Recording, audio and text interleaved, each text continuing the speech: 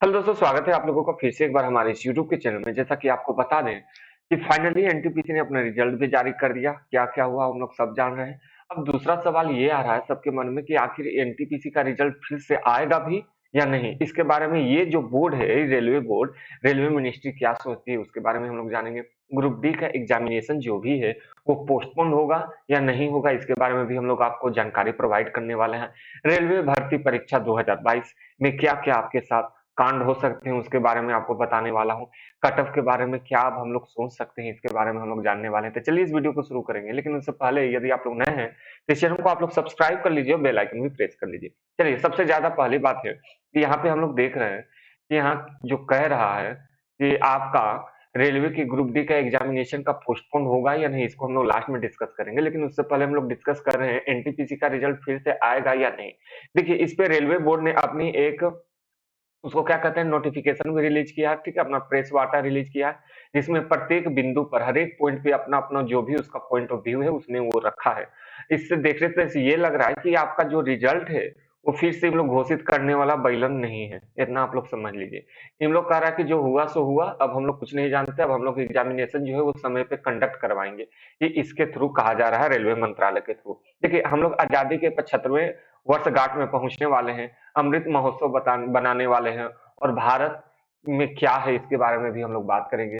भारत में बेरोजगारी चरम सीमा पे है, रेलवे में भ्रष्टाचार चरम सीमा पे है। डीआरडीओ द्वारा एक जो एग्जाम कंडक्ट कराने की बात की गई थी, डीआरडीओ ने भी बहुत से लोगों से पैसा लेके बैठा है, ठीक है।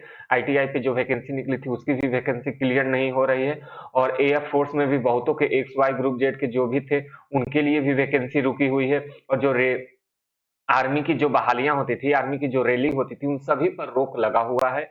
लेकिन हम लोग आजादी के 75वें महोत्सव मना रहे हैं, अमृत महोत्सव। इससे अच्छा है भारत के हर उस बेरोजगार को कम से कम अमृत की जगह कुछ जहर खाने का ही आप लोग पैसा दे दीजिए। चलिए आगे हम लोग बात करते हैं क्या क्या इंपॉर्टेंट पॉइंट्स इन लोगों ने जो दर्शाया है और जिसपे लोगों को सबसे ज्यादा आपत्तियां थी, उन सभी पॉइंट्स को इसने ये यहाँ पे लिंक आउट भी किया है कि आप लोग पढ़ लीजिए। हमने जो कहा था उसको देखिए। सबसे ज्यादा पॉइंट यहाँ पे था 7 लाख रोल नंबर नहीं, 7 लाख उम्मीदवारों को शॉर्टलिस्ट होना चाहिए। और सभी को लग रहा था यही होगा भाई। भाई एक ही पोस्ट पे थोड़ू है, चार चार को पोस्ट के लिए एक आदमी का कह देगा कि हाँ भाई तू 4 पोस्ट है, तू ही सब खा। जी नहीं। अब यहाँ पे कह रहा है कि देखिए 4 लाख रोल नंबर नहीं, 7 लाख। तो ये कह रहा है, देखिए गजब ही खेला खेला है रेलवे बोर्ड वाला।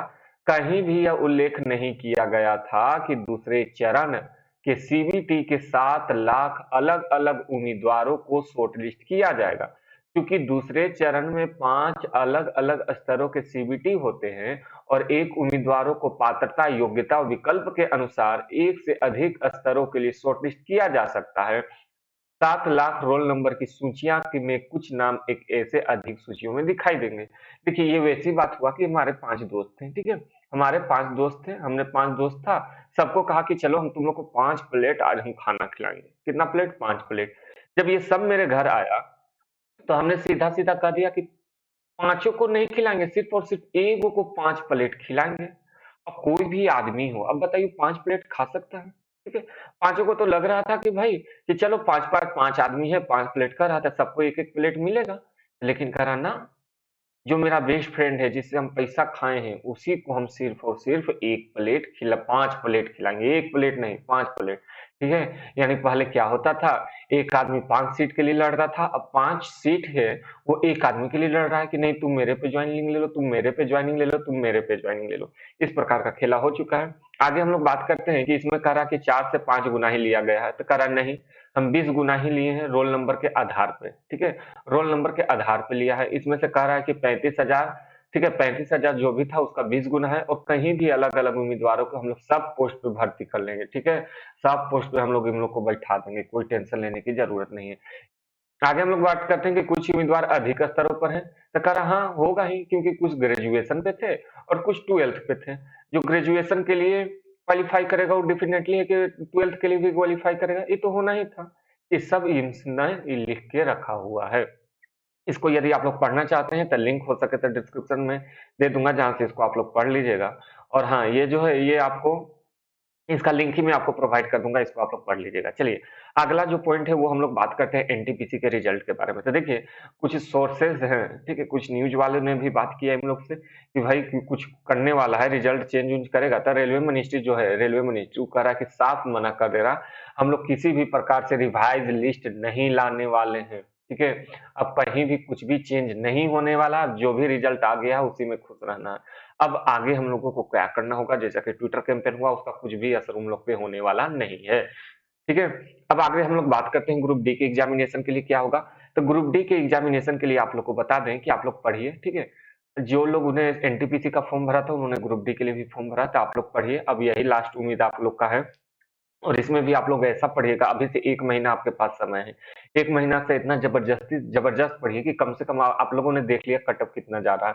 80 प्लस की आप लोग तैयारी करके चलिएगा, क्योंकि 80 प्लस ही हम लोग देख रहे हैं, हम लोग क्या-क्या खेला कर रहा है, ठीक है? 80 प्लस हम लोग तैयारी करके चलेंगे, जिससे आपका एग्ज़ामिनेशन में आपको किसी भी प्रकार का कट ऑफ में तो कोई दिक्कत नहीं होने वाला। अब जॉइनिंग और दौड़ अलग बात है, लेकिन आपका कट ऑफ में कोई भी दिक्कत नहीं होगा। और ग्रुप डी के एग्ज़ामिनेशन पोस्टपोन्ड की बात है, तो ये भी कहा जा रहा है कि रेलवे के द्वारा कि हम कहीं से भी अब एग्जाम पोस्टपोन नहीं कराएँगे। अब जो समय है उसी में हम लोग एग्जामिनेशन कंडक्ट करवा लेंगे, यानी कह रहा है कि हम लोग टाइम पे एग्जामिनेशन ग्रुप डी का कंडक्ट करवाएँगे। अब उतना लेट हम लोग नहीं करने वाले हैं, इतनो गैल-गुजरल थोड़ू है, हैं? इतना गैल-गुजरल नहीं है, जो भी गरीब आदमी है और जिससे पैसा नहीं खाए हो, ग्रुप डी का एग्जामिनेशन दो, जिसके पास पैसा था हमको खिला दिया, तो हम लोगों ने क्या किया, उनको एनटीपीसी पे भर्ती कर लिया। बस यही हम लोग का रेलवे मिनिस्ट्री द्वारा कहना था। रेलवे मिनिस्ट्री ने कहा एग्जामिनेशन कंडक्ट नहीं होगा, लेकिन कोविड को ध्यान में रखते हुए जो भी सावधानियां बरती जानी चाहिए वो बरती जाएगी। और साथ ही साथ में आपको बता दें, इन्होंने कहा है कि कोविड के लिए जो भी यदि स्थिति बद से बदतर हो जाती है, उसी स्थिति में ग्रुप डी का एग्जामिनेशन पोस्टपोन होगा, वरना एग्जाम पोस्टपोन होने वाला नहीं है।